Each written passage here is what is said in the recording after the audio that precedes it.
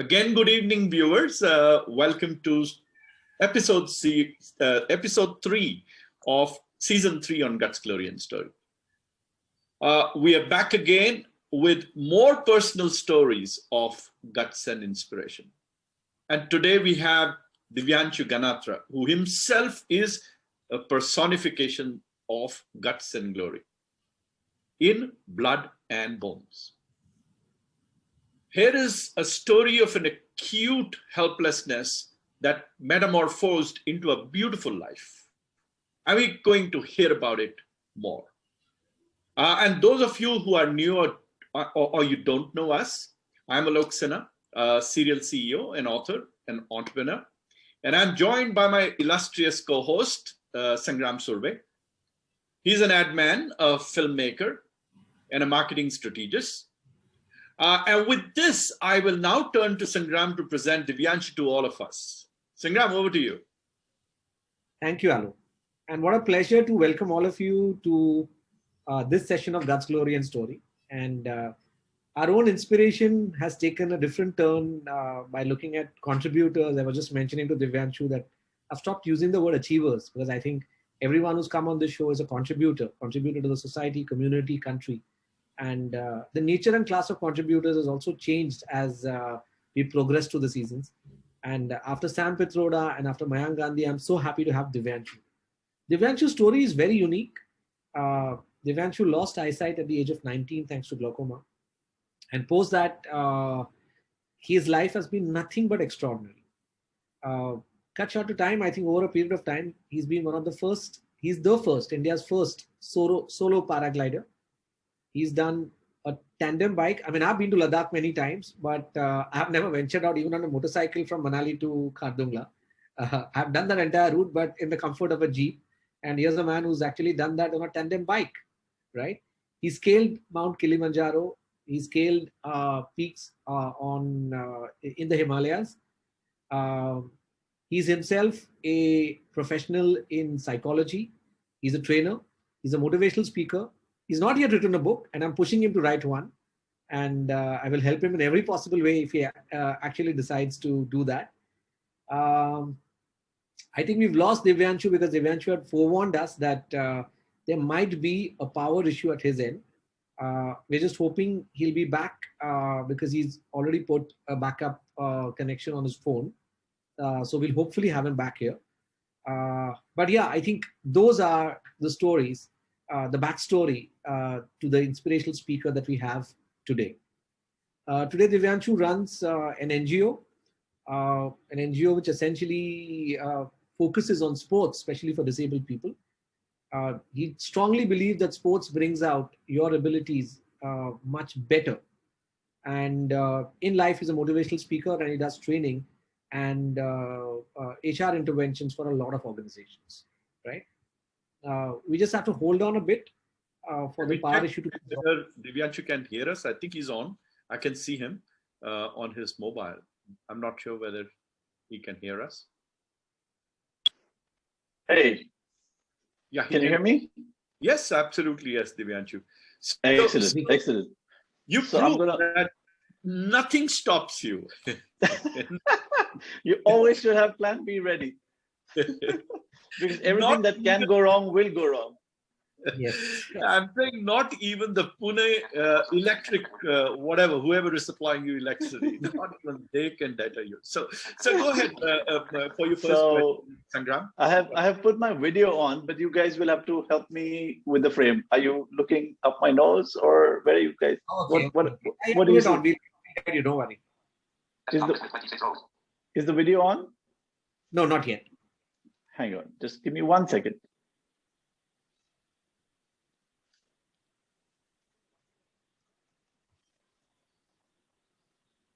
Just 1 second. I'm so sorry for this. Oh, you don't. No problem. I have people telling us, Srini Seturaman telling us, I've been waiting for this amazing session. And today's. And Alok, we do need stories about our. Yeah, there we are. We're good. Yeah. Okay. Handsome as ever. Go ahead. Okay. So is the do I look okay? Am I in the frame? Yeah. Perfect. Yeah. Bingo. Perfect. There we go. Excellent. Excellent. So thank you. Thank you for having me, and thank you for being patient while we transition to this the mode now that we are in. So great. Yes, Sangram. Super. So here goes my first question. We'll directly jump into it. I'm going back to the night, Divyanshu, when you went to bed and you woke up the next morning devoid of eyesight. I'm sure that was eye-shattering for you. That was, and you said at that point in time that you lost your sight, but not your vision. Your eyes were gone, but not your dreams. Tell us more about how did this happen and what were the dreams that you harbored, and was there like a transition before you could collect yourself and again plan your life back from there? Let's flash back to that day. All right. So I've had a pretty nondescript childhood, nothing to write home about, and I was diagnosed with glaucoma. It's an eye condition when I was about 17 and a half odd years old, and nothing, no symptoms, nothing was wrong. I just thought I needed to get some specs. So I went for a checkup, and interestingly, that's when the doctor diagnosed that after a lot of tests, of course, that I have glaucoma and I'm going to go blind. And that's exactly what he told me, that you're just going to go blind. We don't know when, but you're going to go blind. And I thought he was just kidding, or he was just senile and just needed to retire, because I was perfectly fine. I could see perfectly fine. I had no trouble at all. So that was one moment. And then, of course, you try and get your head around what it might be like being blind. You simulate, you walk around with your eyes closed. Nothing comes close. Nothing really can simulate what actually blindness means, because what it really means is you don't have the choice to throw that blindfold off. Yeah. And that is what happened overnight. I had lost some bit of peripheral vision or peripheral sight, but I lost a huge chunk of it, and I was completely blind the next day morning. And it is only then that it really hits you that, ow, the old man was right. And you go through the same roller coaster of anger and depression and sadness and bargaining and just grief reaction. I mean, it's just what it is. But I was still the same person, and that was something that stayed with me. That I was still the same person. That was one thing that stayed with me. The other thing that stayed with me was one interesting thing that I vividly remember now. Is that when I went blind, I realized that I didn't know any other person who was blind. I was the only blind person I knew. I knew blind people existed somewhere, but I didn't know anybody. My family didn't know, my friends didn't know, just nobody. And think about it. Do you have friends with disability? You probably I mean, out of 100, probably 10 of you might know somebody with a disability. Relatives don't count. They don't come with a choice. So friends you went to school with, friends you went to college with, friends in your workspaces, just friends. And you'll notice that very few people know somebody with a disability intimately or at a deeper level. So those are two things, but that was one defining moment in my life, really. The rest is, a beautiful life, as you said in your introduction. I wouldn't trade it for anything in the world. So I do have the choice, but I wouldn't trade it. I can get myself bionic vision, and I can, all those things are possible now, but that's not a choice I would make. So you later went on to study psychology, and I think you have a degree in psychology now. Was that choice also guided by this particular incident? And did you know that your future career would be in helping people and taking on challenges? How much of your later choices were influenced by this incident? Interesting. So I think a lot of my choices always are influenced by this. This is something very pivotal, something that really guides a lot of my life and my choices. But after I went blind, I thought, well, since I don't know much about the ways of the blind, what do I do? So I went to a rehab center, and they told me that the best thing a blind person can do is really make chalk or cane furniture. And this is about 20 odd years ago. And I said, come on, there must be something better. And the better they came up with was to become a telephone operator. And there is a 6 months course for that. And I'm like, come on, get real. I already know how to dial a phone number and say hello. What are you going to teach me for 6 months? So those were my choices. And they said that this is what you can do now. You got to accept your reality. This is your reality. And I'm like, no, this is not my reality. I'm sure there's nothing wrong in making chalk or cane furniture, nothing wrong, but nobody's going to use it. There's no future. Have you heard of Neil Kamal? They are the future. That's where it is headed. And back then, computers was coming in, IT was coming in, everybody was talking about IT. And I said, why can't I do something in that? Why can't I still have a brain, I can still learn. So why can't I pick up something which has a future in it, and I can really at least afford to stand on my feet? And they said, you can't do that. And I said, you can't decide what I can or cannot do. So that was the end of the rehab, 1 hour. And see, you got to understand, I was just fresh behind my ears. Sorry. Yeah. I said, weren't you one of the first? You have to understand, I was fresh behind my ears. First two? Enroll in a psychology course as well. I think even that was the first, right? Yes. But that came much later. I was the first to get into IT as a blind person. So I self-taught myself because that's another story altogether, because I knew that, okay, so yeah, I can't see the screen. That's a technical problem. We'll have to figure it out. But there must be somebody to teach, but there was nobody to teach. There were lots of these training courses and training shops opening up, mushrooming all over, but nobody really there to teach somebody who was blind. They didn't know how I could use a computer if I couldn't see the screen. So, well, what do? You just remember I said I was the only blind person I knew. All my friends were sighted. So, yeah, grab him and make him sit beside you and say, read the damn screen. I'll learn the rest. So that's what I did. I mean, wow. I have special place for my friends.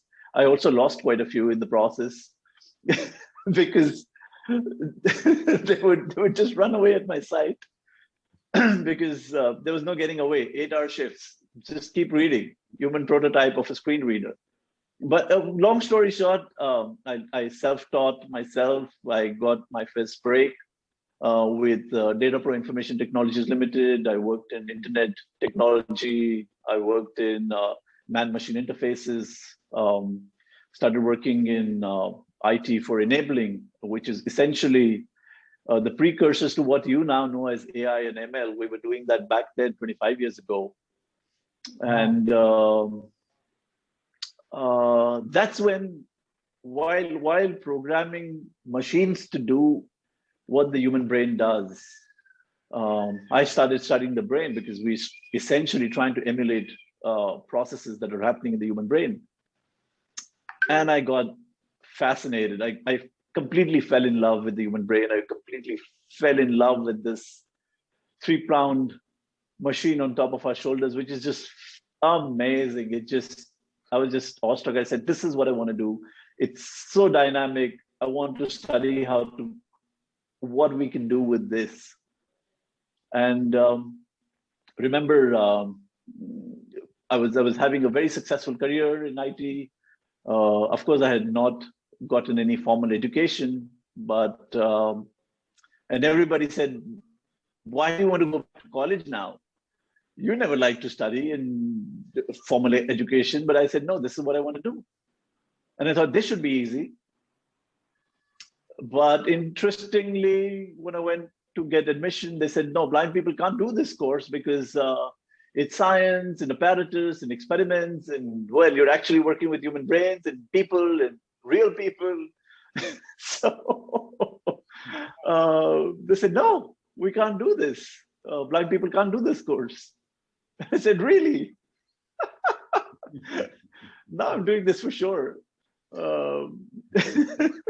And remember, way back then, I was probably amongst the few who had a printer and had internet and all of that. So what do you do with that? All that you just go online, copy paste some legal sounding stuff, print it out with a big bold note heading that says notice denial of constitutional rights because you're denying me education, blah blah blah, and send it to the university. Wow. Section this, section that. Who's reading? Nobody's reading. They just read that notice. And I got my admission. Yeah. What a story. But the advanced courses, I mean, my postgrad was much harder because although I had my marks and my grades and merit and all of that, they were really divided. They were like, no, you really can't do this. And half the staff wanted me there because they said, you can't deny him education. The other half said, no, but he can't do this course. I was told on my face to get out. I was told on my face to quit every single day. Every single day. That you can't be good at this, you'll be a failure. And I said, that's my responsibility. It's as a university, it's your responsibility to teach.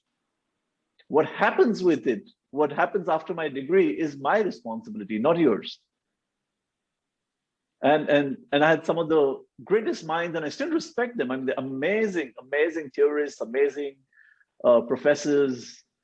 But I said, well, you're great theorists, but maybe you're not a great therapist. And so it was interesting staying there for 2 years, every single day fighting those battles. There are many times when you do feel, hey, this is unfair.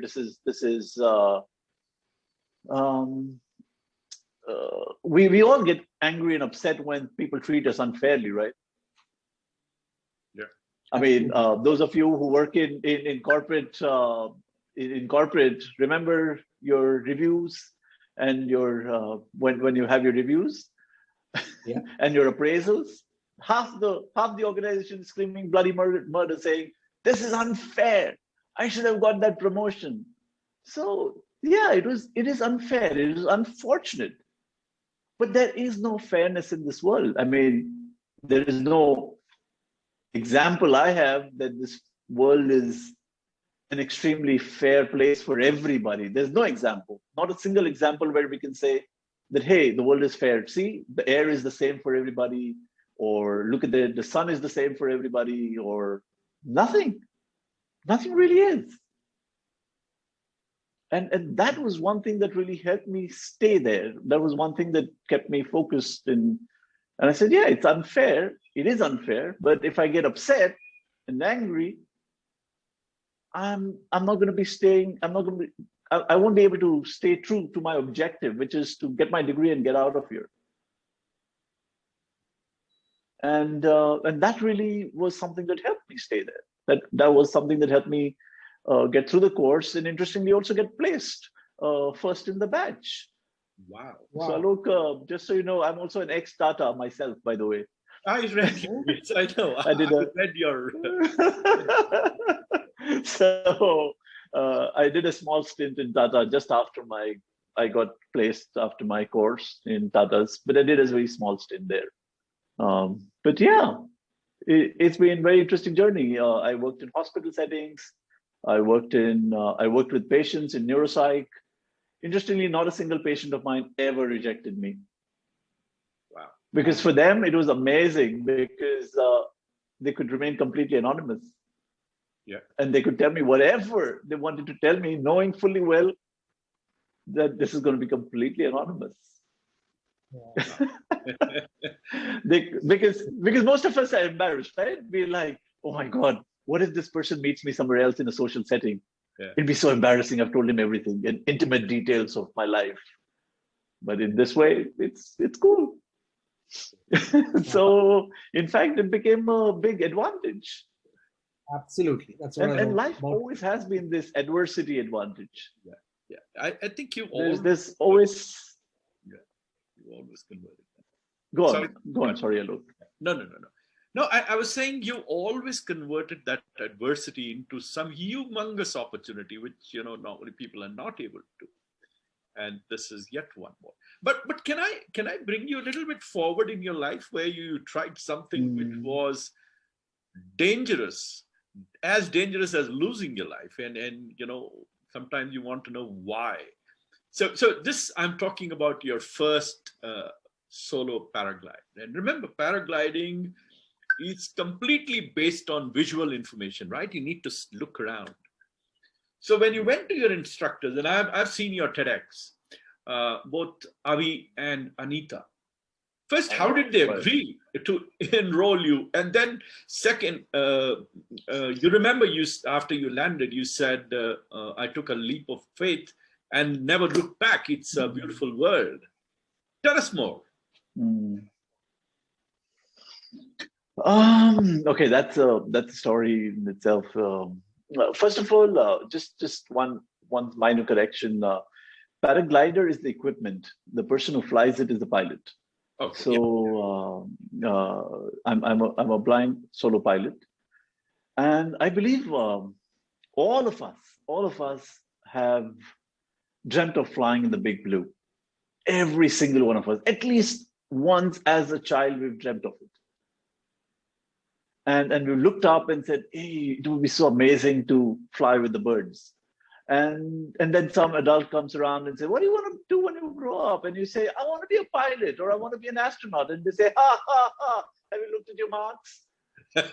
You're going to be a pilot. Go study. or they say, oh, that's not for you. And somewhere along the way, you kind of grow up, and some of them get married. And that's the end of the story. So for me, that dream remained. The dream to fly remained, and blindness was just something that happened along the way. But I had no evidence. Just because I was blind, I had no evidence that. Where's the evidence that blind people can't fly? If you know nobody, then we have no evidence. Correct. Yeah. So I said, hey, so there is nobody. That's one. And if I fail, at least we'll know what not to do. So let's try. How difficult can it be? And the real difficult part was finding an instructor who would believe. It took me 7 years of consistently asking 3 instructors every single day. There's probably no instructor left who doesn't know me. So, and I just took that upon myself that, okay, what's the worst that'll happen? The worst that'll happen is they'll say no. That's not so bad. But the best that'll happen is I might not end up learning how to fly, but I might become the best at taking rejection. And that ain't so bad, really. Yeah. So I kept at it. And then I met Avi and Anita. And at first, of course, I spoke to Anita over the phone and told her that, hey, I want to sign up for the course and I want to learn how to fly. And she's like, yeah. You can sign up and you can fill this form and this waiver and this consent and you might die. And I'm like, yes. And she's like, you'll have to sign. And I'm like, just one thing, you might have to tell me where to sign because I'm blind. Oh my goodness me. And she's like, ha, that's funny. I'm like, no, it is funny, but I am. And she's like, no. She's like, Avi, I think somebody's pulling my leg. And she's like, there's this guy on the phone. He says he's blind and he wants to fly and he wants to learn how to fly on his own. And I was like, okay. So if he can think it, if he can dream it, it must be possible. Why don't you call him over? Wow. And the next day I went and we had a great time. And I was like, why not? If somebody can imagine it, then it's possible. And Avi is an amazing instructor, an amazing teacher to believe. And he really is a teacher. He's a great teacher. Somebody who's flown fighter pilots and then taught basketball to school kids and now been teaching flying to people for so many years. And that's how the journey started, really. And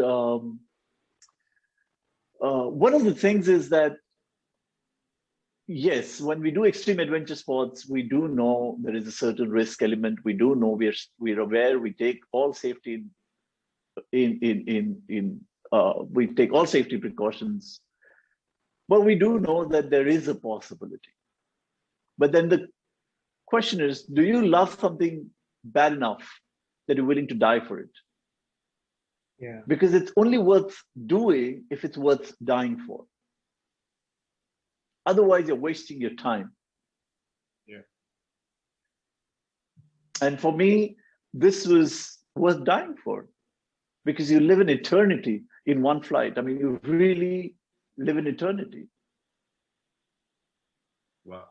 And when you love something so much, it's freedom. So to me, there is no, when we do adventure sports, and especially extreme adventure sports, we don't go in with baggage. You can't do it if you have baggage.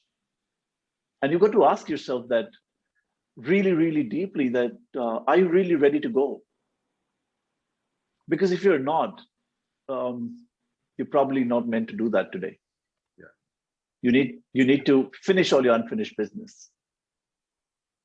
And only then can you do it. And that's the leap of faith. The leap of faith is knowing that either there'll be something solid to stand on, or you'll get wings to fly. Wow. And it's beautiful. Yeah. It's just beautiful. You become one with the elements. You become one with everything. And it's a misnomer that you need sight, or you need to see. You need to have eyes. It's a misnomer. Every pilot is looked out for by his team. No pilot ever flies by himself. Yeah. There's a whole team looking out for him. And it's interesting. None of those team members get the credit. They're always in the shadows. I have the best seat on the house.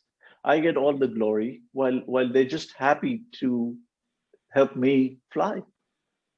Imagine a world like that. Imagine a world where we just enable other people to fly and just walk away when it's done. And my team never get to be interviewed like this, right? But we trust each other with our lives.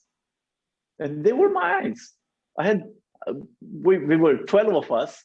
One of us didn't have eyes. 11 others had. Yeah. So that's good enough, right? Very good. I just wonder, how does this actually work? I mean, technically, when you jump off a cliff and when you're out for the ride, could you give us a little more insight in terms of exactly how does it work? Okay. So I fly what are known as non-powered aircraft, so paragliders. These are canopy gliders. They're not fixed wing. It's a misnomer when you say you jump off a cliff. You never actually jump off a cliff. You essentially take a run up, and before you know it, you're airborne. The wind takes you. Yeah. Absolutely. The wingspan is roughly 29 feet, and it's got tremendous energy in it. Tremendous. So the 2 points where you're most at risk is really takeoff and landing, and that's true for all airlines, all aircrafts. Yeah. Your most crucial times are during landing and takeoff. Uh, that's the time when most passengers are totally relaxed. Yes. whereas when I'm flying, I've got my shoes on and I'm ready to go. When I'm flying, just before takeoff and before landing. So those are the two main times. And after you land, you need to control your aircraft. You need to control your glider, because you're strapped in at 7 different places. There's no way you can get out of those straps, and the glider can really, if you don't manage to control it, it will drag you for miles. There'll be nothing left of you. So you just need to harness. You just need to make friends with your aircraft, with your equipment, with the wind, with the elements. You need to know. You need to train, and it's really muscle memory. A lot of it is muscle memory, and the rest is just radio communication. So you get constant radio communication from your team. You have a launch crew, you have ground crew. So you're constantly getting feedback, you're constantly getting radio communication. And our team is so amazing that there is no error margins. Error margins are super, super slim, because I'm not correcting it visually. So they have to be accurate. And we're not doing any instrument flying. So it is absolutely human judgment. So they trust me to respond, and I trust them to take that call and give me the right information at the right time. And a lot of it is happening very, very fast. So you really, really doing a lot of things pretty fast. I hope my family is not listening to this. I remember in one of your interviews, your sister was absolutely taken aback, and she was complaining to your dad. Dad, he's going to do solo tomorrow, and your dad reached out and said, "Oh, pass me the salt." I remember you telling this. My family is amazing. Yeah, my family is just amazing. They never come in my way. They trust my decisions. They trust me, and they always support and encourage me. So I'm very fortunate. That's the biggest lottery ticket I've got. That I've got an amazing family, and they really never come in the way. I really can never put myself in their shoes and wonder, would I be the same? Because I'm not the same with my niece. I've got a beautiful 21-year-old niece, and I'm not the same with her. She does crazy stunts, and I'm like, you can't do that. That's dangerous. And she just rolls her eyes, and she's like, you're going to tell me that? So, yeah. So now I understand, Divyanshu, that you've not just stopped at doing these crazy stunts, but you've taken it as a mission to essentially bridge the gap of pushing people into adventure sports between those who can see and those who can't, right? Can you tell us a bit about your NGO and the work that you're doing there? Yeah. So what this the not-for-profit we started called Adventures Beyond Barriers Foundation. We started about 8 years ago, and we really started. The main focus is disability inclusion, because the biggest challenge, Sangram and Alok, that people with disability face is not really their disability per se. The fact that I don't have sight, it's just a medical condition, right? Yeah. It's just that. But the fact that I don't have access to inclusive education, the fact that I don't have accessible books, the fact that there are no ramps for people in wheelchairs, the fact that there is just no accommodation or access, that is the real handicap. So to give you an example, let's assume for a moment that I was in a wheelchair and I had admission to the most premier university. But how do I get to that university if the public transport is inaccessible? Not everybody can afford a driver, a chauffeur-driven car, and all of that, right? Absolutely. Yeah. So if I can't get to that university because the public transport is inaccessible, then imagine how much I start getting left behind. Then I don't get a job. It's just a vicious cycle downwards. So the handicap really is the social construct. The handicap is the way we have created this world. And we all, including myself, we all are responsible for the way we create this world. And we don't think about people with disability because you just don't see them around. With 200 million people with disability in India alone, 1.3 billion people around the world. It's practically like 1 in 6, 1 in 5. But you don't, if that's the number, you should see so many of us, but you don't.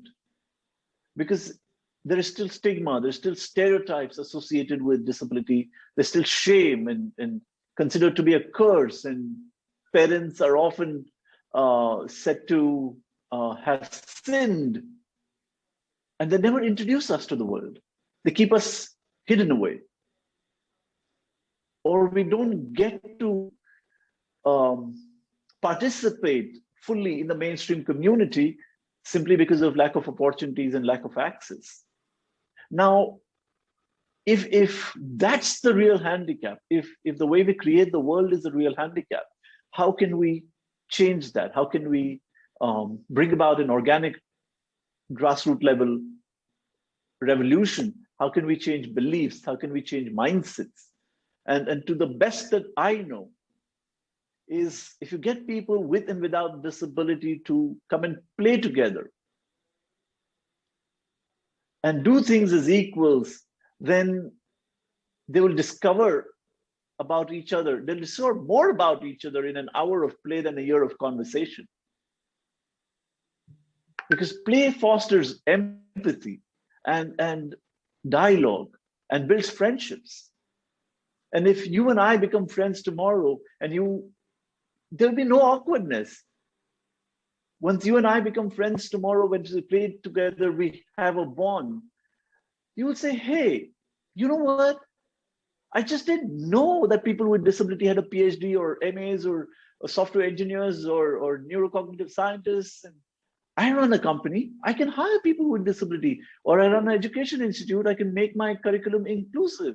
Or I'm an architect. I can make buildings more accessible. And that's how change happens.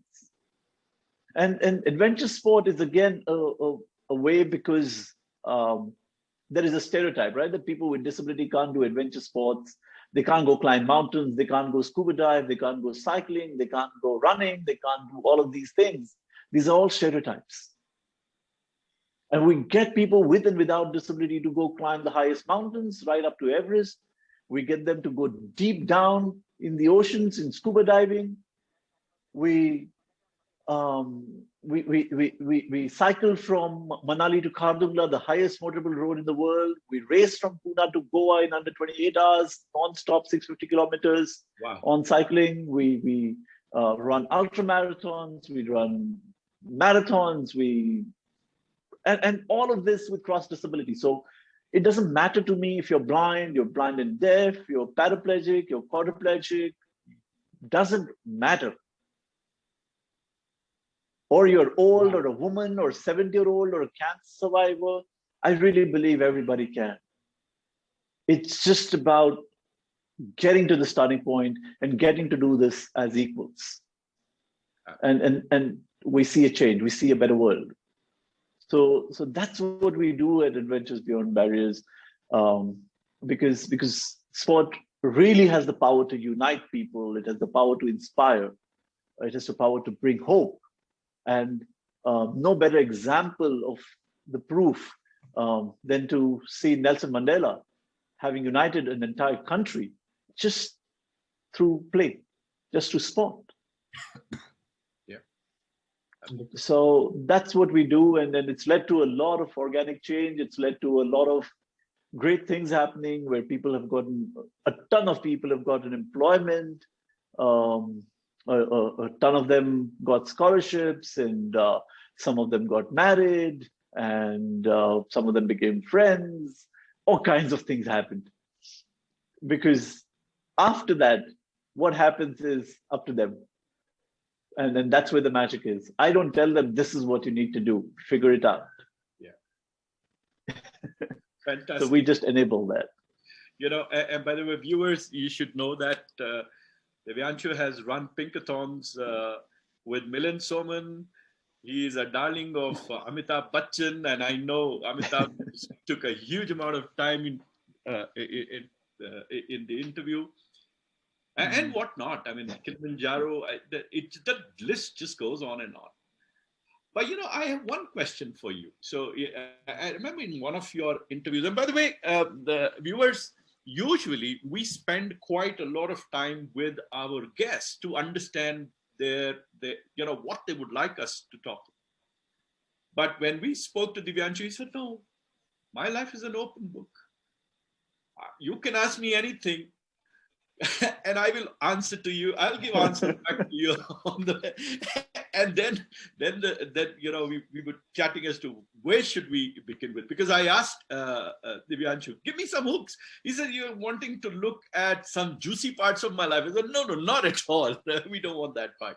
But Divyanshu, remember, you some place you did write that you prod your participants to ask very difficult questions, and you believe that the key to fulfilling life is by asking those right but extremely difficult questions, right? Do you want to do it? Is this the thing which you want to do? Why? And you've applied that philosophy. And can I ask you this question? What were those key questions you asked yourself, and that has led to the choices in your life? Because you must have also asked some very difficult questions to yourself, right? And if it is okay for you to share with us, I'd like to ask you.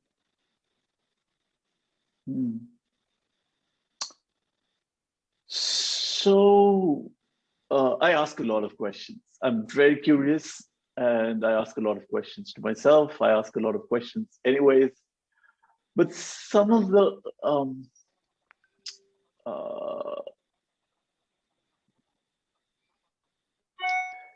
what's my purpose? That's a very strong question I keep asking. What's my purpose? What brings me meaning?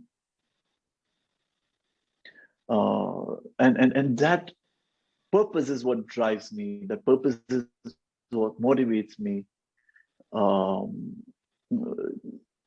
The other question that really helps me change, what am I thinking to myself? What am I saying to myself right now, in the here and now?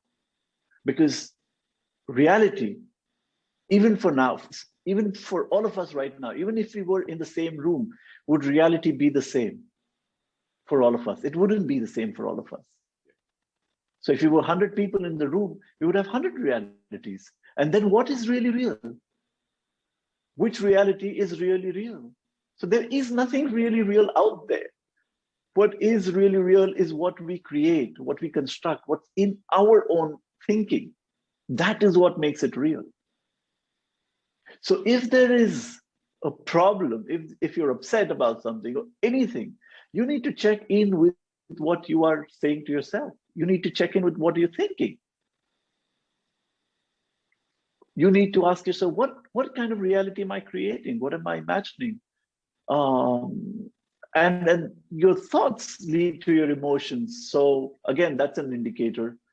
If you're upset, to know that you are making yourself upset. There's nothing in the world out there that has the power to make you upset. You're making yourself upset by telling yourself something. So check with that. And your emotions lead to actions. So check that. Those are questions that I forever ask myself. Those are questions that I'm always conscious about. But in the larger scheme of things, purpose and meaning is very critical. To ask myself every single day morning, is this what I really want to do? If I don't feel like doing that for a month, if I get a consistent answer that this is not what I want to do, I'd be very happy to let go of it, because it's not bringing me joy, it's not bringing me happiness, or I feel that's a waste of time then. So I'm not going to be dragging through life thinking I'll do something at 80. Of course, I have plans for 80, but doesn't mean that I'm going to wait until that time. So these are some of the questions I keep asking myself all the time. And I think I invite everybody to be curious about their their internal selves. Spend more time with our internal selves, because that's where all the answers are. Absolutely. Absolutely. And I think I'm going to throw it open to the audiences. I have one last question, but while you answer that question, maybe I think A lot of we have questions about 10 are minutes. coming. Yeah. So anyone who has questions from the audiences, I think you can keep them in the Q&A section. And meanwhile, I am a big fan of Ladakh, and I think I've been to Ladakh almost 4 times. Been in Manali, Ladakh, and I have people having ear-to-ear smiles when I mention the word Ladakh. It's that fascinating a place. And just the way you took us through your solo paragliding journey, I'd like you to take us to the experience of tandem biking from Manali to Khardungla. Yeah, I love Ladakh, and in Sangram, it's like you said, it's such a beautiful place. It's so magnificent. It's so powerful and yet so fragile. You look at those mountains; they're just so tall, but yet extremely fragile. And that's what really is. You really feel tiny there. Under the stars, you really feel like a speck of dust in front of those mountains. So I love that region very much. I've been fortunate to be there 7 times now. Wow. and it all started with I've always loved cycling. I've always loved climbing mountains. As a child, cycling was something I was always fond of, and of course blindness meant I couldn't cycle anymore until my friend, she got me a second-hand tandem from UK. And when I got that tandem and I started cycling again, I was like really on top of the world. And I said, hey, this is amazing. And then one of my friends, he's a pro cyclist, he said, why don't we cycle from Manali to Khardungla, which is the highest motorable road in the world at 18,350 feet. And I'm like, whoa, that sounds interesting. Why not? And I had never been to Leh Ladakh, so I didn't know what I was signing up for. So I said, hey, yeah, sure.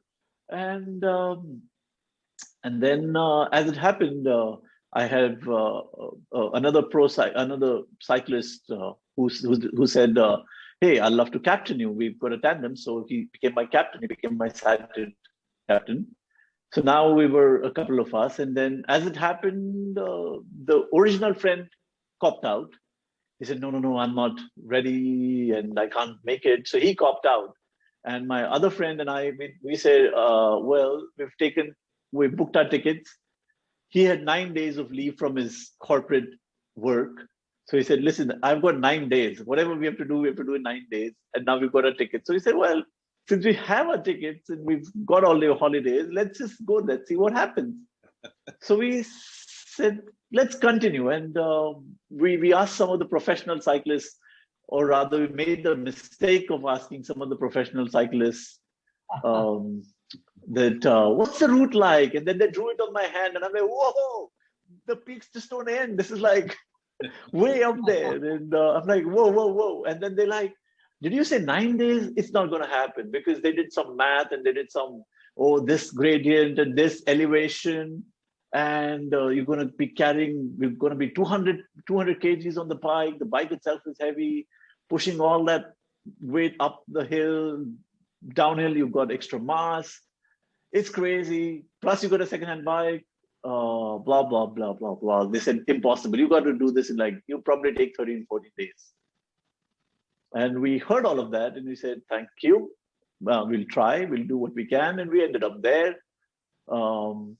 200 kilometers into my ride, 200 kilometers, our bottom bracket came out, which means essentially, if you've been there, you know that it's a boondocks. There's nothing out there. Yeah. There's no way you can repair the bike if the frame is broken. And it's very interesting that this all got captured on film, because we had a friend who was filming all of this as it happened. And for him, this was amazing. Because for him, 550 kilometers is very boring if you're just going to be cycling. Yeah. He's a filmmaker. So Sangram, you'll relate to this. He wanted masala. He's like, yaar, kuch fight ho jaye, kuch landslide ho jaye, cycle breakdown ho jaye. तो फिर मेरे movie में मजा आएगा ना. So he was like, ये क्या है, तुम सिर्फ साइकिल करते रहते हो दिन भर. So when the cycle broke down, he was like, and he used to always ask, now what will you do? So first at Rohtang, we had a complete landslide. So he's like, now what will you do? Now the cycle broke down. He's like, now what will you do? I said, I don't know. We'll hammer it in. And my captain's like, no, Divyanshu, the frame is gone. I said, no, just take that rock and hammer it in.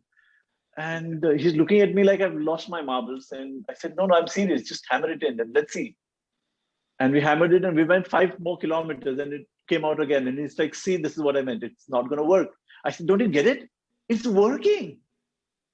We just went from 200 to 205. And he's like staring at me like I have altitude sickness or something. And he's like, no, I don't get it. I said, no, hammer it again and we'll go again. 210 is better than 200. Wow. Isn't it? Wow. What a spirit. And then I'm like, we will think about it when we cross the bridge, right? We'll think about it when it absolutely doesn't even hold for 100 meters, right? So we kept hammering it in and kept going 5, 10, 15 kilometers, 5, 10, 15 kilometers, hammer it in. Finally, we stopped. We threw the rock away because it was taking too much time. We said, use our legs, just hammer the bottom bracket with our legs. It was funny, but we did the rest of the 350 kilometers like that and did it in 9 days. Wow. 3 years. I must tell you this one. So, the movie that Sangram made, which went to Cannes, was called Cycle. Sangram, now you got the story for Cycle 2. You can do Cycle 2 now. Oh, absolutely. And then what's going to be the sequel? I think we've got the answer now, right? Yeah, we went 6 more times after that with all kinds of people, cancer survivors, 72-year-olds, blind, one-handed cyclists, no-handed cyclists, no-legged cyclists, you name it, 15-year-old, females, no, people who just learned cycling. I said, this is crap. This is all conditioning and garbage that you need to be a pro cyclist. Pardon my French, but you can edit it, I guess. But it's all garbage. It doesn't matter. So okay, my line is going to be, henceforth when anyone tells me it can't be done, I'm just going to say, hammer it in and move on. Absolutely. I mean, get on with it. You're not dead yet. And we don't know if dead means over. Nobody's going to come back to tell me what it's like after they've died. So yeah, even death is not really the end. Who knows? We don't know. So just get on with it. And it's been a beautiful, beautiful ride to witness people do this, to see this change and transformation. And to me, that is more rewarding.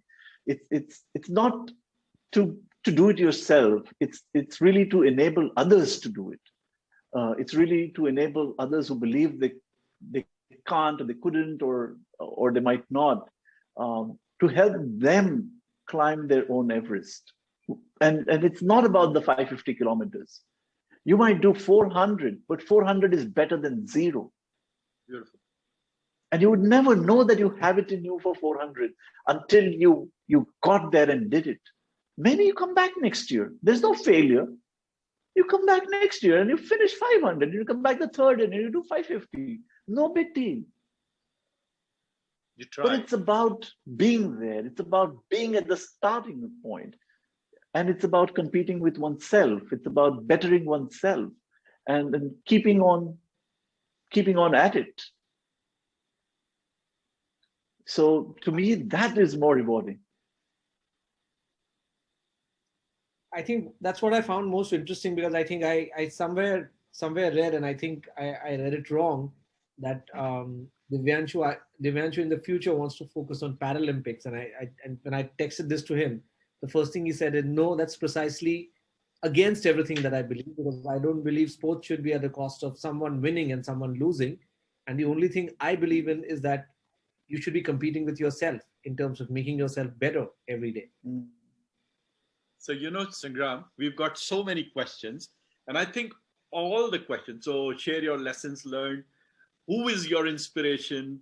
How do you approach life? I think all the answers is one single thing. Look inside yourself, get the strength, just be at the starting point. And that's what Divyanshu is telling. I mean, there are at least 15 questions we've got.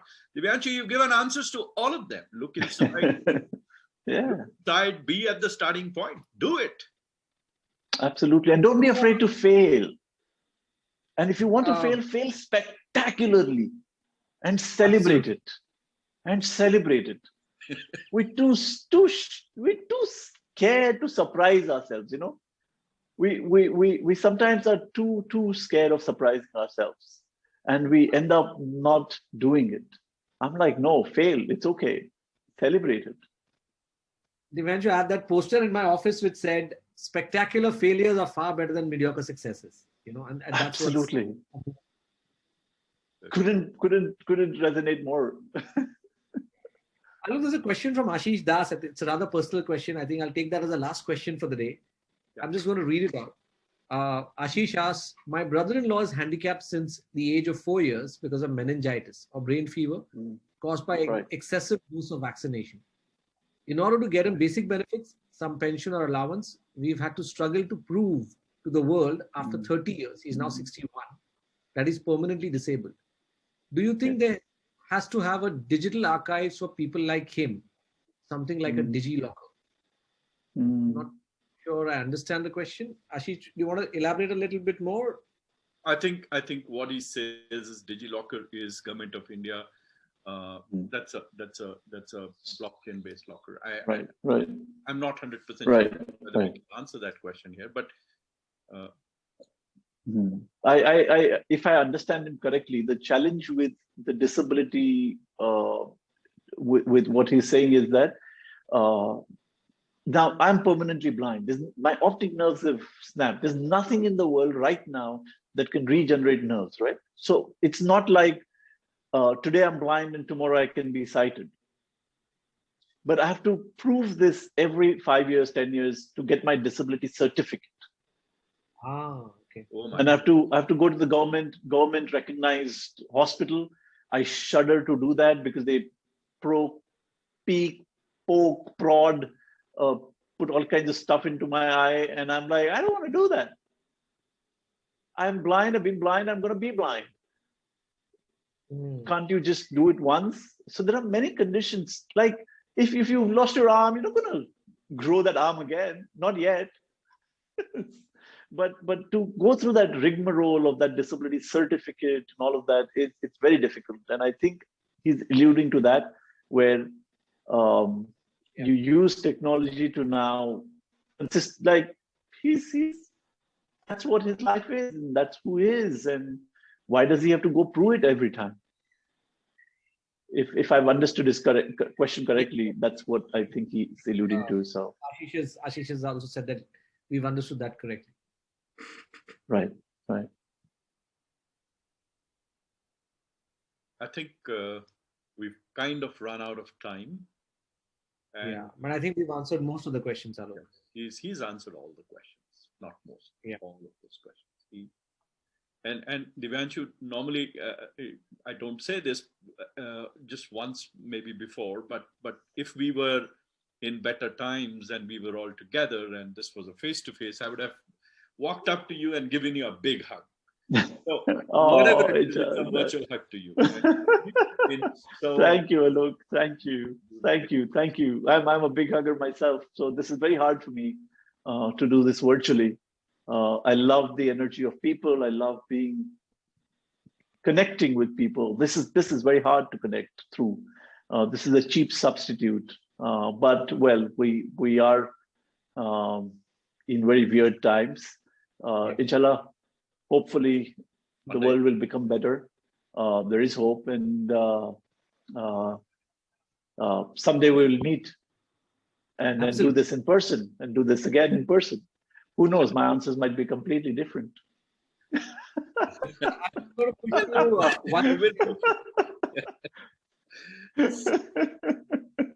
Thank you.